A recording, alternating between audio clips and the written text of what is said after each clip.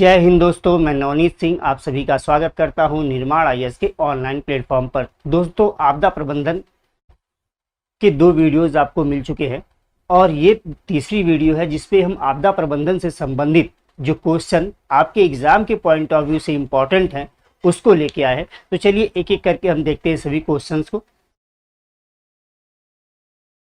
पहला क्वेश्चन है, हाल ही में आया आम्फन चक्रवात भारत में किस राज्य के तट से टकराया? ठीक, आपके ऑप्शंस हैं उड़ीसा, पश्चिमी बंगाल, ए और बी दोनों, आंध्र प्रदेश। दोस्तों, एक बात ध्यान रखने की बात है, अम्फन चक्रवात जो है, ठीक, मई 2020 में आया था। ठीक, तो अब जो चक्रवात आया है, चाहे यस चाहे आगे आने वाले जो चक्रवात है उन पे आप फोकस कीजिएगा। ये तो क्वेश्चन इसलिए था कि किस तरह के क्वेश्चंस आपके एग्जाम में पूछे जा सकते हैं, फिलहाल इसको भी आपको जानना जरूरी है। तो ये चक्रवात आया था, उड़ीसा और पश्चिमी बंगाल के तट को प्रभावित किया था। तो इसका आंसर होगा ए और बी दोनों, सी ऑप्शन, ए और बी दोनों। नेक्स्ट क्वेश्चन है, राष्ट्रीय बाढ़ आयोग का गठन कब किया गया? राष्ट्रीय बाढ़ आयोग का गठन कब किया गया? आपके ऑप्शंस हैं 1956, 1966, 1976 और 1986। ठीक, देखिए इस तरह क्लोज डेट दिए रहेंगे, सब में 56, 76, 66, 86, तो इस तरह क्लोज डेट दिए रहेंगे। तो ध्यान रखिएगा, इसका आंसर होगा 1976। राष्ट्रीय बाढ़ आयोग का गठन किया गया था 1976 में। इसका आंसर होगा सी। ठीक, इसका आंसर सी। नेक्स्ट क्वेश्चन है, बाढ़ नियंत्रण कार्यक्रम किस वर्ष प्रारंभ किया गया? बाढ़ नियंत्रण कार्यक्रम किस वर्ष प्रारंभ किया गया? आपके ऑप्शंस है 1952, 1954, 1956 और 1976। ठीक, तो राष्ट्रीय बाढ़ नियंत्रण कार्यक्रम की शुरुआत हुई थी 1954 में। राष्ट्रीय बाढ़ नियंत्रण कार्यक्रम की शुरुआत हुई थी 1954 में। बात क्लियर? तो इसका आंसर होगा बी ऑप्शन, सही होगा बी। नेक्स्ट क्वेश्चन है, भारत का कुल कितने प्रतिशत क्षेत्र भूकंप संभावित क्षेत्र के अंतर्गत आता है?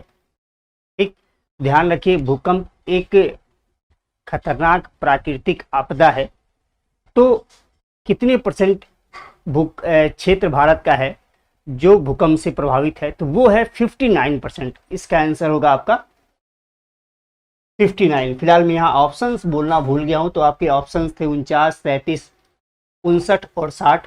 तो इसका आंसर होगा 59%। ठीक, नेक्स्ट,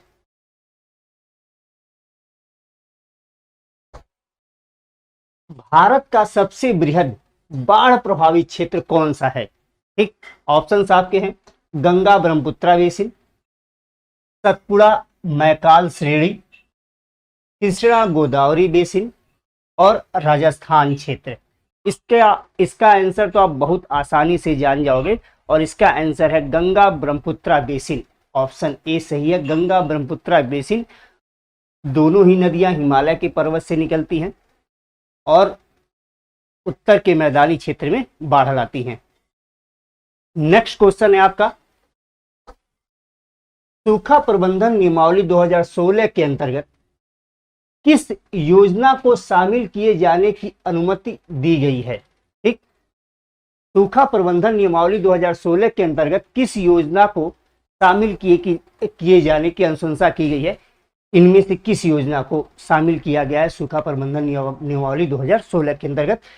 ऑप्शंस आपके हैं मनरेगा, दूसरा प्रधानमंत्री मत्स्य संपदा योजना, तीसरा आत्मनिर्भर भारत कार्यक्रम और चौथा ए और बी दोनों। ठीक, तो ध्यान रखिएगा, इसका आंसर है मनरेगा। इसका आंसर बनेगा आपका मनरेगा। तो सूखा प्रबंधन नियमावली 2016 के अंतर्गत मनरेगा को शामिल किया गया है। क्योंकि सूखा के समय जब लोगों के पास भोजन की समस्या बन जाती है, रोजगार की समस्या आ जाती है, भोजन की नहीं रोजगार की समस्या आ जाती है, तो उस रोजगार की समस्या को समाप्त करने के लिए मनरेगा को शामिल किया गया है।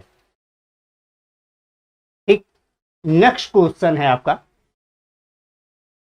डॉट क्या है?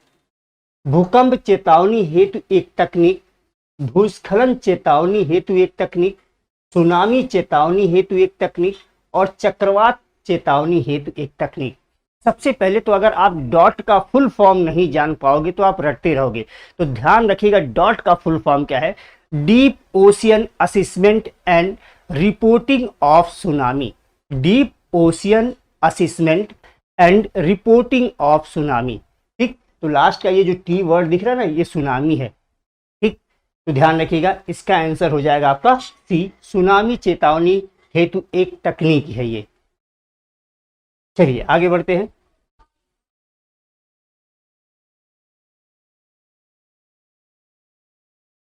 नेक्स्ट क्वेश्चन है आपका, राष्ट्रीय आपदा प्रबंधन योजना आधारित है, इनमें से किस पे आधारित है?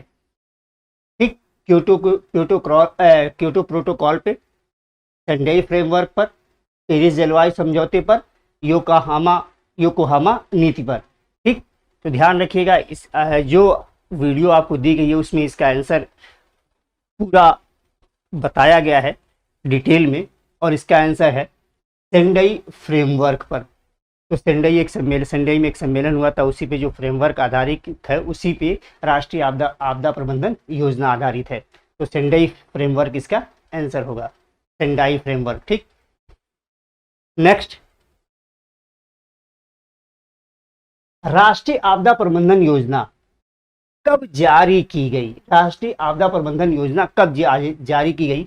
आपके ऑप्शंस हैं जून 2005, जून 2011, जून 2016 और जुलाई 2016। ठीक, तो इसका आंसर होगा जून 2016। जून 2016 में राष्ट्रीय आपदा प्रबंधन योजना जारी की गई थी। ठीक, तो इसका आंसर होगा सी।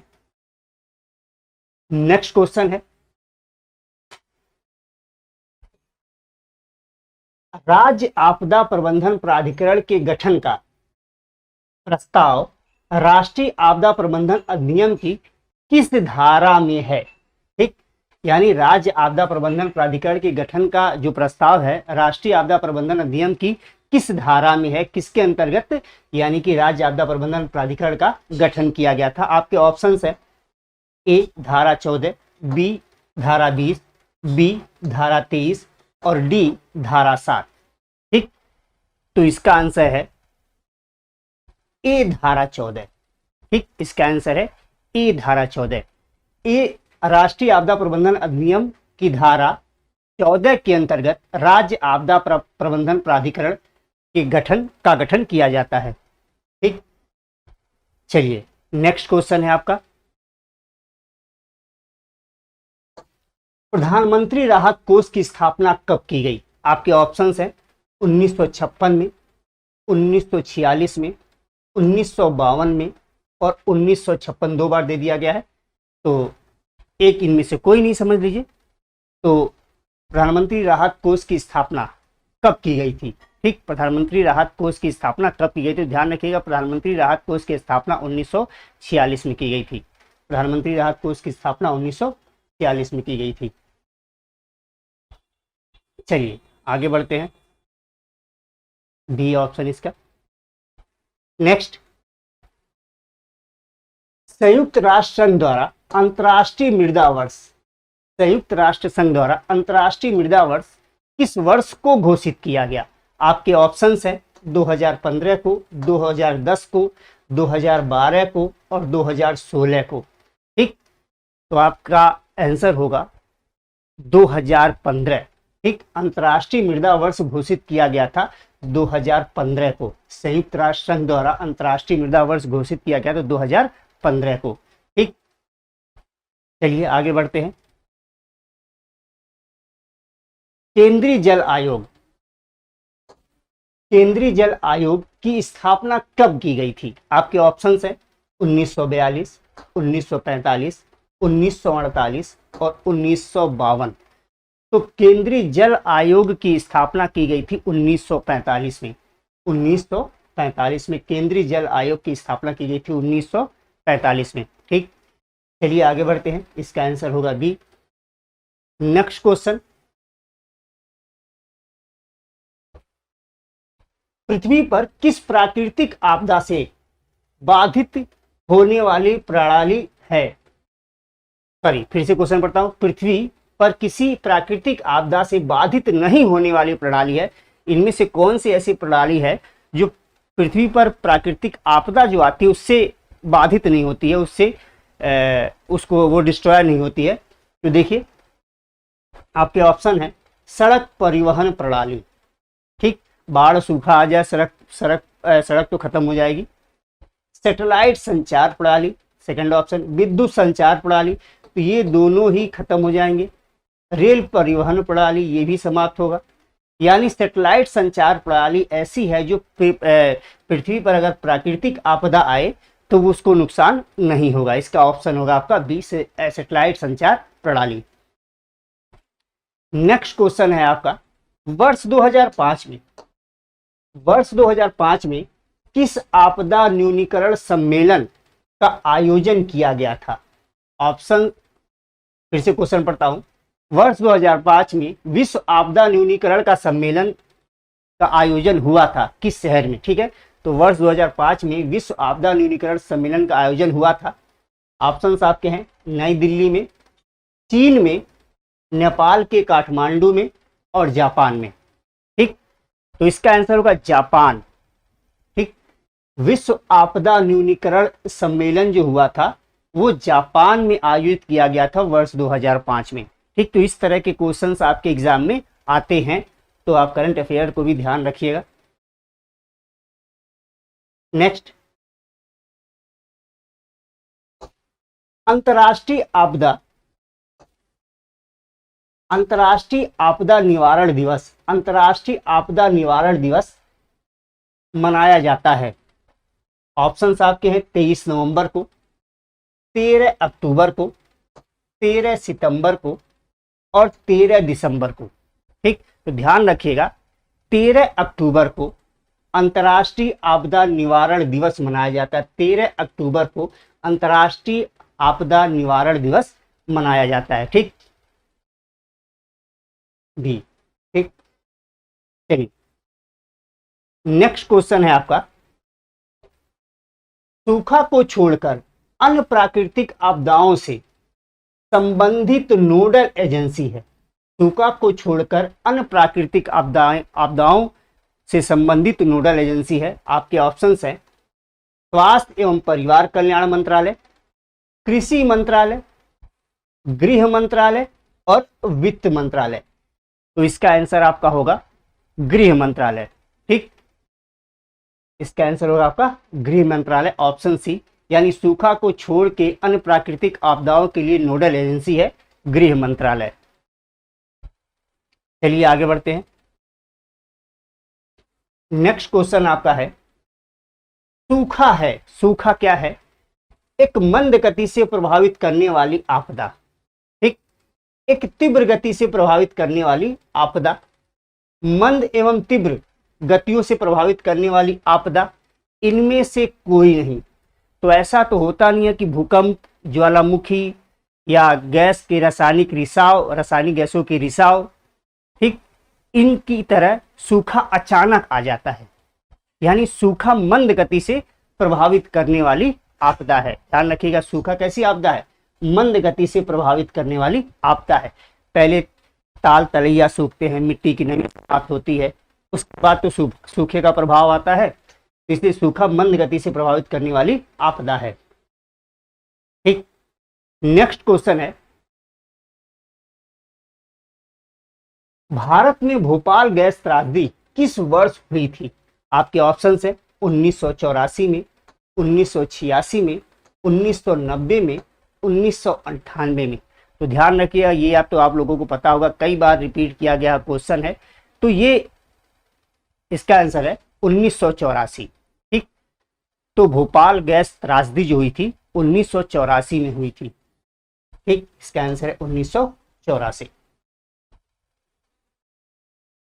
नेक्स्ट क्वेश्चन आपके सामने है,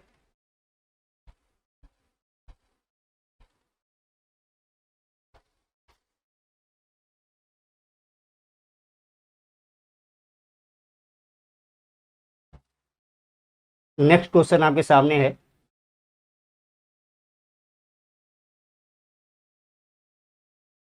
राष्ट्रीय आपदा प्राधिकरण किस मंत्रालय के अधीन काम करता है? राष्ट्रीय आपदा प्राधिकरण किस मंत्रालय के अधीन काम करता है? आपके ऑप्शंस हैं वन एवं पर्यावरण मंत्रालय, कृषि मंत्रालय, गृह मंत्रालय, स्वास्थ्य एवं परिवार कल्याण मंत्रालय। ठीक, तो राष्ट्रीय आपदा प्राधिकरण किस मंत्रालय के अधीन काम करता है? तो ध्यान रखिएगा, गृह मंत्रालय के अधीन। ठीक, राष्ट्रीय आपदा प्राधिकरण गृह मंत्रालय के अधीन कार्य करता है। ठीक, इसका आंसर होगा ऑप्शन सी। नेक्स्ट क्वेश्चन है,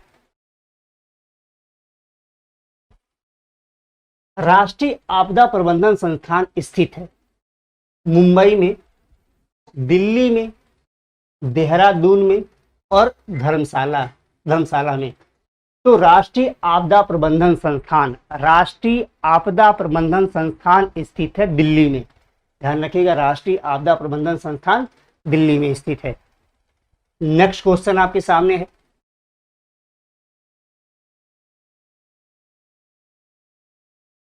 राष्ट्रीय नागरिक सुरक्षा महाविद्यालय कहाँ स्थित है? राष्ट्रीय नागरिक सुरक्षा महाविद्यालय कहाँ स्थित है? आपके ऑप्शंस हैं कानपुर में, लखनऊ में, चेन्नई में और नागपुर में। तो राष्ट्रीय नागरिक सुरक्षा महाविद्यालय स्थित है नागपुर में। ठीक, नागपुर में राष्ट्रीय नागरिक सुरक्षा महाविद्यालय नागपुर में स्थित है। नेक्स्ट क्वेश्चन है,